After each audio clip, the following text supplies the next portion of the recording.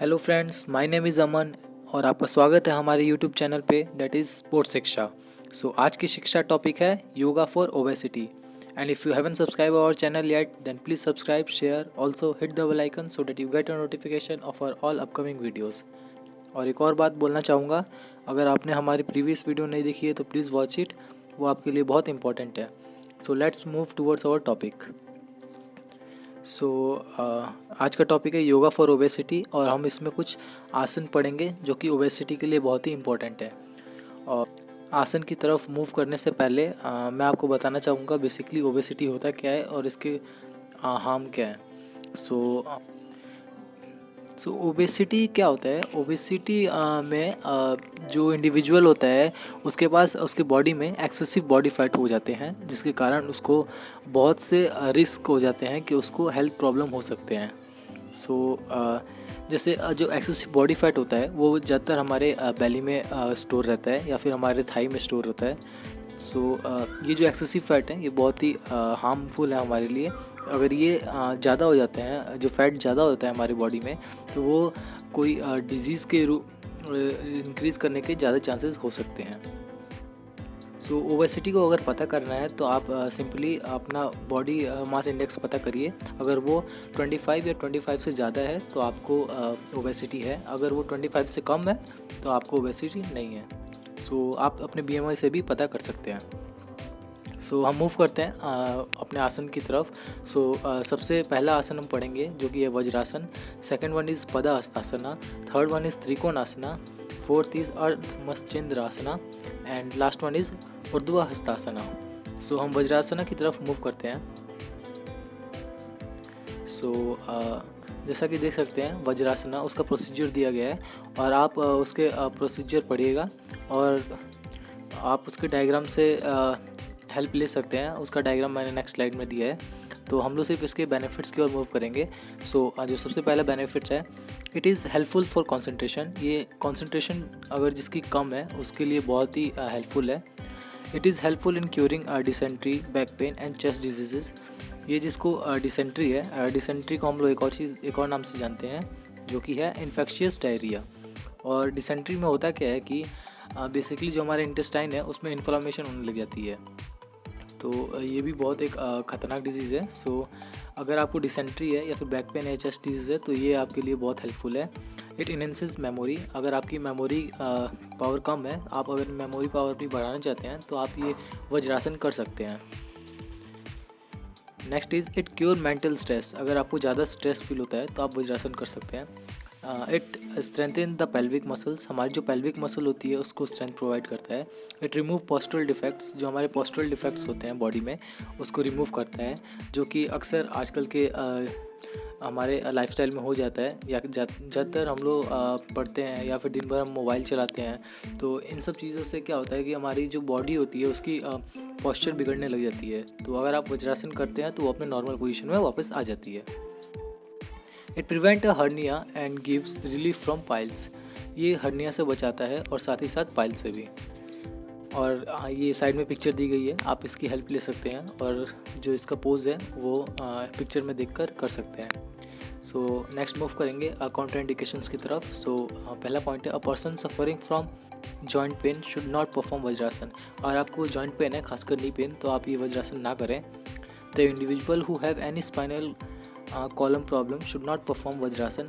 आपको spinal column से related कोई प्रॉब्लम है, अगर आपके कमर में पेन है, बैक पेन है, तब भी आप ये ज़्यादा ना करें। The individual who have some difficulty in the movement should practise Vajrasana with a lot of cure. मतलब अगर आपको डिफ़िकल्टी है आपको मूवमेंट में तो आप वज्रासना कर सकते हैं, लेकिन केयर से।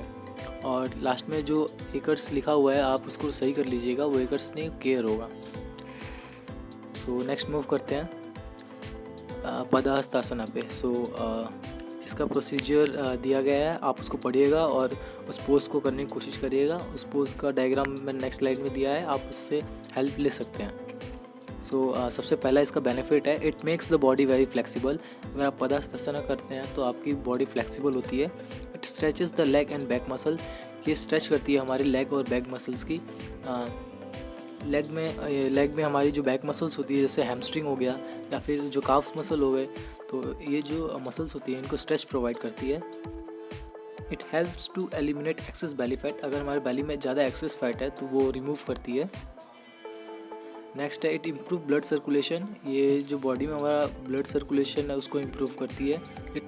It help to remove problem related to digestion and constipation, अगर आपको प्रॉब्लम है डाइजेशन में या फिर कॉन्स्टिपेशन से तो ये हेल्प करता है रिमूव करने में।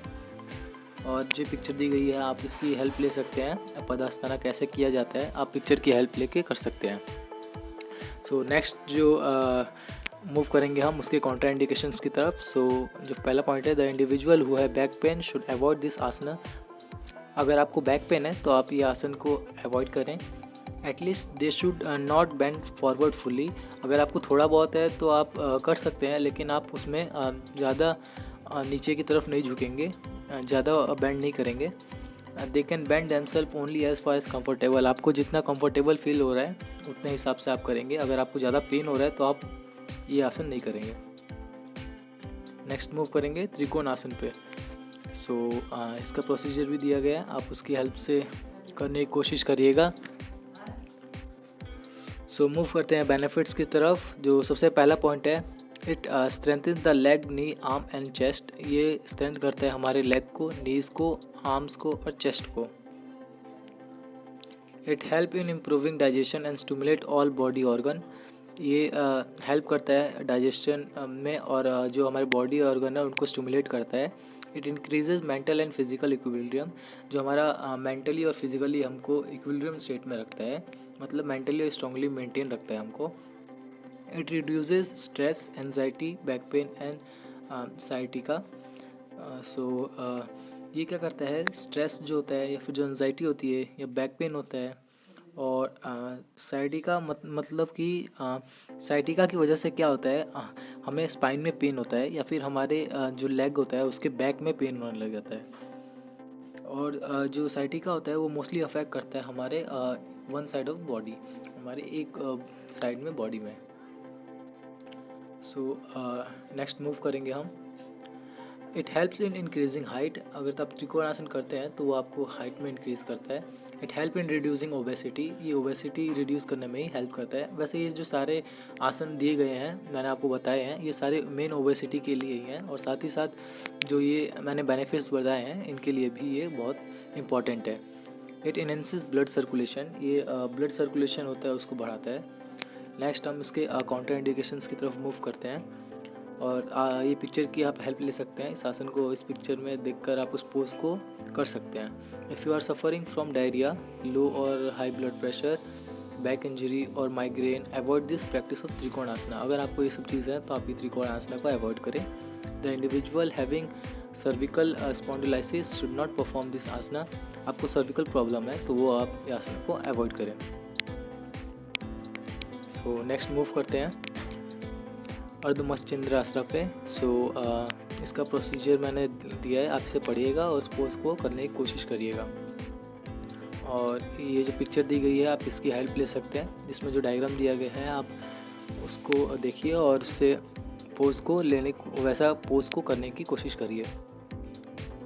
और हम इसके बेनिफिट्स की तरफ मूव करते हैं। जो सबसे पहला बेनिफिट्स है, it keeps gall bladder and the prostate gland healthy, ये क्या करता है, जो हमारा गॉल ब्लैडर है या फिर जो हमारा प्रोस्टेट ग्लैंड होता है उनको हेल्दी रखता है। It enhances the stretchability of back muscles, जो हमारे बैक मसल्स होते हैं उनको स्ट्रेच करता है। The practice of this asana enhances the lung capacity, हमारी जो लंग कैपेसिटी होती है उनको इंक्रीज़ करता है।